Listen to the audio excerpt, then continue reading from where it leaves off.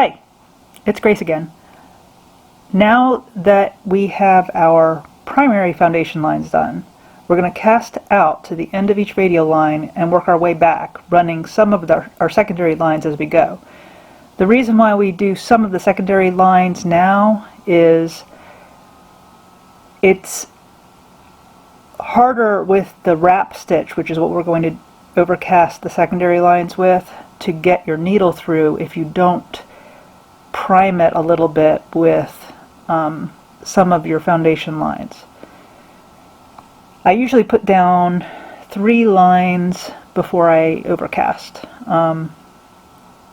You can go up to 4 or down to 2 without really anybody noticing. But 3 is kind of the rule, give or take.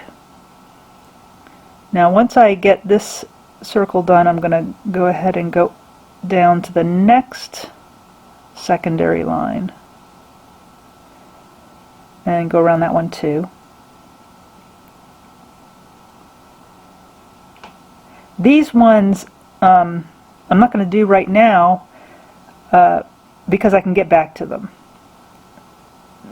I basically try and evaluate every time I get to an intersection whether or not I'll be coming back to that intersection again, and if I can get back to it, I'll wait and do my overcasting on that intersection later. If I'm not going to get back to it, then I have to do it then.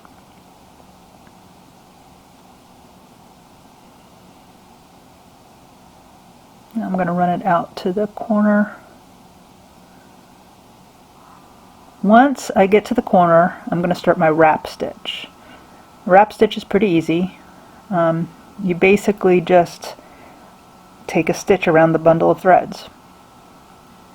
I'll use my index finger of my offhand to hold the tension on the previous stitch while I take the next stitch, and then I'll use the thumbnail of my offhand to scoot it into place, and making sure that it doesn't overlap the previous stitch. So you want it to look, if you can imagine a spring where nothing's overlapping, that's the way you want it to look in the end. Now what I'm doing is I'm casting over. I'm never going to be able to get back to this location, so I need to work this area. So I'm casting out to each side, and I go around the perimeter and through the tack. So now I have 2 secondary foundation lines run to each side. Now I'm going to cast out and do a buttonhole overcast onto this one. Now the buttonhole is pretty easy. It's just a series of half hitch knots, and I use my thumb to help form the loop, the thumb of my offhand. You need to be able to go both ways on this. So this one I'm going left to right, and the loop, when I'm actually not getting wrapped around the thing, the loop is being formed left to right. So the loop gets formed in the direction that I am going. When I cast out to the other side, you're going to see I'm going to be forming the loop in the opposite direction. So when I'm going left to right, I'm forming the loop left to right. And when I'm going right to left, I'm forming the loop right to left. The basic strategy is you have a path, a main path that you go, and then any side routes you go off that path, you cast out and then work your way back. And then you go to the next one and you cast out and you work your way back. So here I'm going to take a couple more wrap stitches to get to my next path. This is an open lacy bar. Basically you just take an open stitch and take another stitch. I usually take another stitch in there to kind of give it a little bit more standoff. And then that becomes the one of the foundation lines for your next buttonhole bar. Now, one of the things I'm doing here is I'm taking a stitch through the top loop of each stitch. That's more important if you're doing a large sweeping curve. On this really small curve, it's not nearly as important, but I wanted to show it to you in case, so that you would know what to do. Oh, I forgot to do my secondary stitch on that one. So you would know what to do when you had a large sweeping curve. Basically running it through the top of the stitch keeps it in place and keeps it spaced out, so that otherwise it would just be, you would have a hard time judging the length to leave for the second and third lines that you're running. So on this one I'm just going to run the third line because I really don't need to do it on something that short. Now I'm just doing another buttonhole bar around all three of those threads.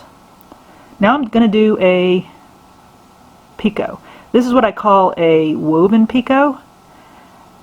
You take a stitch through the tack and then you go through the knotted side of your buttonhole bar, and then you go back out to the end of the tack, go through and back out to the end of the tack, and then you weave your way back. You go into the center and out to the side, and then into the center and out to the other side, and you keep doing that till you get to the base of your tack, of your picot.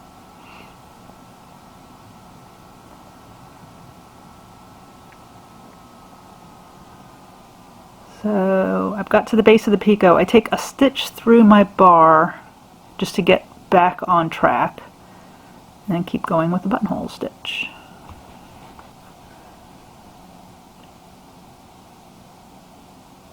This is another picot. So I go out to the tack, back through the knot, and then back out to the end of the tack, and then I'm weaving back and forth, stacking those stitches towards the tip of the picot till I get to the base of the picot. So you basically, it's the same thing. You're casting out and working back to your main path. And then I do a couple more buttonhole stitches. And then I do the same on the other side. I cast out. The problem is I'm running out of thread. So I'm going to take some more thread. And this is what I call a leapfrog join. You lay down a line, a new line of thread, and then you start working over top of it.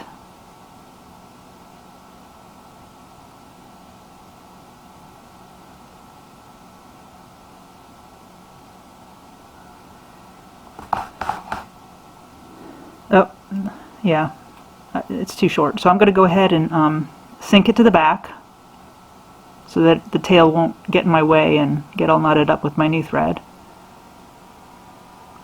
Thread my new thread.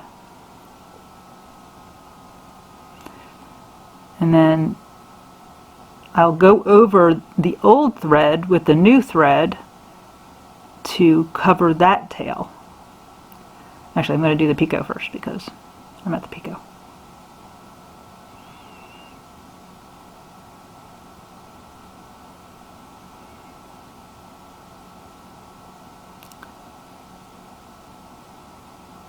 Back and forth, working my way back to the base of the picot.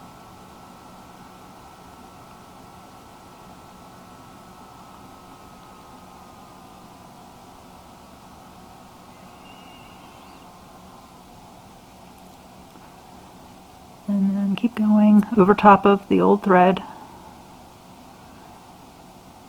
Now once the tails start getting in my way, I'll cut them off because they're both pretty well covered at this point. I usually don't do it until they start becoming annoying.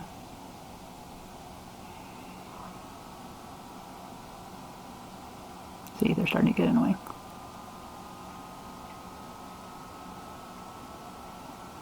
Oh, That one too. All right.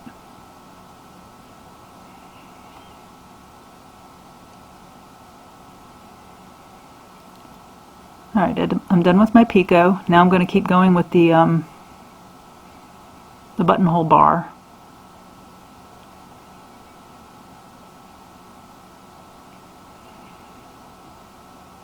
Now, I've done that part of the motif, and I'm going to wrap my way back to the center. I've already put those secondary foundation lines in, and when I get to them, I'm just going to go right over top of them. Like they're not even there.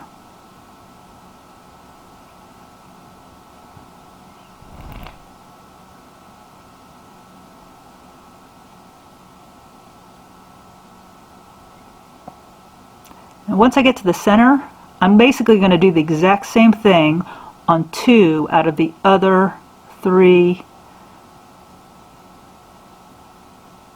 and I'm going really fast now, 2 of the other 3 radial lines. The 4th radial line, the last one, I'm going to use to get out.